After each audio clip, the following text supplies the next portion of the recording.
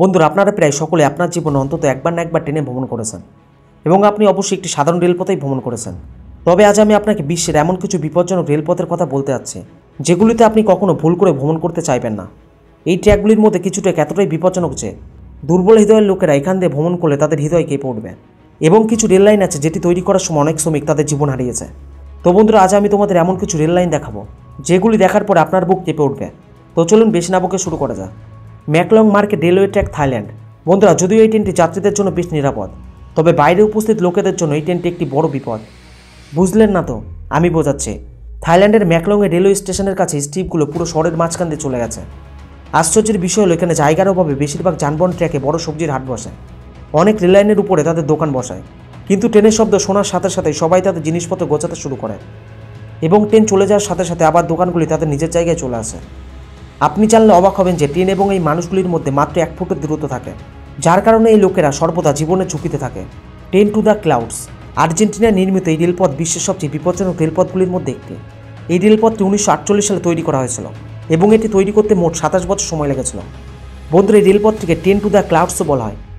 এর কারণ হচ্ছে এই রেল লাইনটি মাটি থেকে প্রায় 4225 মিটার উচ্চতায় তৈরি করা হয়েছে, যে কারণে মানুষ এই ট্রেন ভ্রমণ করতে ভয় পায়।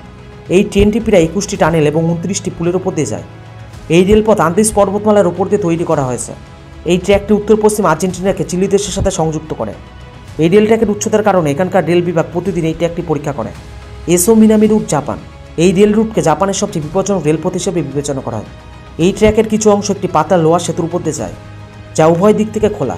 তাই ট্রেন চালককে খুব সাবধানের সাথে ট্রেন চালাতে হয়, কারণ চালকের যদি একটি ভুল হয় তাহলে ট্রেনটি সোজা খাদে পড়ে যেতে পারে।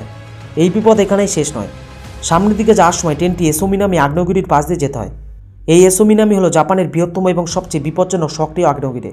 ট্রেনে করে যাবার সময় আপনি সহজে জ্বলন্ত লাভা দেখতে পাবেন। ঈশ্বর না করুক, কিন্তু এই আগ্নেয়গিরিতে যদি বিস্ফোরণ ঘটে তাহলে যাত্রীদেরকেও বাঁচাতে পারবে না। এর মধ্যে দিয়ে যাওয়ার সময় আপনি ঘন বন এবং গভীর উপত্যকা দেখতে পাবেন, যা উপর থেকে বেশ ভীতিকর দেখায়। রামেশ্বরম রেলওয়ে, চেন্নাই। বন্ধুরা, এখনও পর্যন্ত আপনি অনেক বিপজ্জনক রেলপথ দেখেছেন, কিন্তু রামেশ্বরম রেলপথ ভারতের সবচেয়ে বিপজ্জনক রেলপথ। বর্তমানে এই রেলপথটি দক্ষিণ ভারতের তামিলনাড়ু রামেশ্বরমকে পাম্বান দ্বীপের সাথে সংযুক্ত করেছে, তাই একে পাম্বান ব্রিজও বলা হয়। এই ব্রিজের মোট দৈর্ঘ্য প্রায় 2 কিলোমিটার। এই সেতু নির্মাণ কাজ শুরু হয় 1911 সালে এবং সেতুটি সম্পূর্ণ হয় 1914 সালে 24শে ফেব্রুয়ারি। বন্ধুরা, যখন এই ট্রেনে ভ্রমণকারী যাত্রীরা ট্রেন থেকে বাইরে তাকান তখন তারা চারপাশে সমুদ্র দেখতে পান এবং সমুদ্রের মাঝখানে যখন বিশাল ঢেউ ওঠে তখন ট্রেনে বসে থাকা যাত্রীদের নিঃশ্বাস বন্ধ হয়ে যায়। ঝড় এবং প্রবল বাতাসের মধ্যে এই রেলপথে চলমান ট্রেনের যাত্রা এতটাই উত্তেজনাপূর্ণ, যদি হাড় দুর্বল মানুষ এই ট্রেনে যাত্রা করেন তাহলে তার সেখানে হার্ট অ্যাটাক হয়ে যাবে।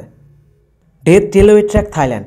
এই রেলওয়ে ট্র্যাকটি থাইল্যান্ডের ব্যাংকক শহরকে বার্মার রেঙ্গুন শহরের সাথে সংযুক্ত করে। এই রেলওয়ে ট্র্যাকের মোট দৈর্ঘ্য প্রায় 415 কিলোমিটার।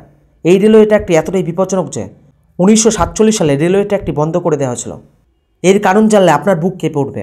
এই রেলওয়ে ট্র্যাকটি তৈরি করতে গিয়ে 90,000-এরও বেশি মানুষ নদীতে ডুবে প্রাণ হারিয়েছেন, তাই এই রেলওয়ে ট্র্যাকটিকে ডেথ রেলওয়ে ট্র্যাক বলা হয়। বন্ধুরা, এই দুর্ঘটনা সত্ত্বেও এই রেলওয়ে ট্র্যাকটি এখনও রক্ষণাবেক্ষণ করা হচ্ছে। 10 বছর পর 1957 সালে এটি পুনরায় চালু করা হয়। ট্রেনের শব্দ এবং ট্রেনের শ্বাসরুদ্ধকর উচ্চতা ট্রেনে বসে থাকা যাত্রীদের মেরুদণ্ড কাঁপিয়ে দেয়। Jakarta rail root, Indonesia. Indonesia চলমান এই উচ্চগতির ট্রেনটি জাকার্তাকে ইন্দোনেশিয়া শহর বন্ডুরের সাথে সংযুক্ত করে। জাকার্তা থেকে বন্ডুরের এই যাত্রা মাত্র 3 ঘন্টা দীর্ঘ, তবে এই 3 ঘন্টা আপনাকে রোলার কোস্টার রাইডার দেওয়ার জন্য যথেষ্ট। এই যাত্রার সময় আপনি অনেক সুন্দর দৃশ্যও দেখতে পাবেন। তবে ভিডিও শিরোনাম থেকে আপনি নিশ্চয়ই ইতিমধ্যে জেনে গেছেন যে আমরা কেন এই ট্রেনটিকে যুক্ত করেছি। বন্ধুরা, এই যাত্রার সময় মজা শুরু হয় তখন যখন ট্রেনটি ঘন গ্রীষ্মমণ্ডলীয় বনের উপর নির্মিত পাহাড় থেকে নেমে আসে। দৃশ্যটি বেশ ভয়ঙ্কর হয়ে ওঠে, কারণ ট্রেন থেকে নিচে তাকালে আপনি বনের এমন একটি দৃশ্য দেখতে পাবেন যা আপনি কল্পনাও করতে পারবেন না। Devil nose railway track, Ecuador. এই ট্রেনটি ইকুয়েডরের আলাউজ এবং সিলামের মাঝখানে আন্দিজ পর্বতমালার উপর দিয়ে চলে। এই রেলপথটি প্রায় 12 কিলোমিটার দীর্ঘ। 1905 সালে নির্মিত এই রেলপথটি ইঞ্জিনিয়ারের একটি দুর্দান্ত বিস্ময়কর। এই রেলপথের একদিকে উঁচু পাহাড় এবং অন্যদিকে গভীর খাদ, যা দেখলে মানুষের বুক কেঁপে ওঠে। এই রেলপথটি এতটাই সরু যে এটি তৈরি করার সময় শত শত শ্রমিক পাহাড় থেকে পড়ে মারা যায়, তাই এটিকে ডেভিলস নোজও বলা হয়। এই রেলওয়ের বাঁক এতটাই শার্প যে সর্বদা ট্রেন ট্র্যাক থেকে পিছলে যাওয়ার আশঙ্কা থাকে। যদি আপনি অ্যাডভেঞ্চার প্রেমী হন এবং আপনার হার্ট শক্তিশালী হয়ে থাকে তাহলে আপনার অবশ্যই এই রেলপথে ভ্রমণ করা উচিত।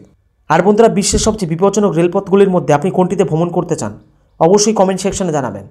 আর বন্ধুরা, যদি আপনাদের কাছে ভিডিওটি ভালো লেগে থাকে তাহলে ভিডিওটিতে একটা লাইক করে দেবেন। আর যদি আমার এই চ্যানেলে নতুন হয়ে থাকেন তাহলে চ্যানেলটি সাবস্ক্রাইব করে দেবেন। তো দেখা হচ্ছে পরবর্তী এপিসোডে, ততক্ষণ পর্যন্ত ভালো থাকবেন। ধন্যবাদ।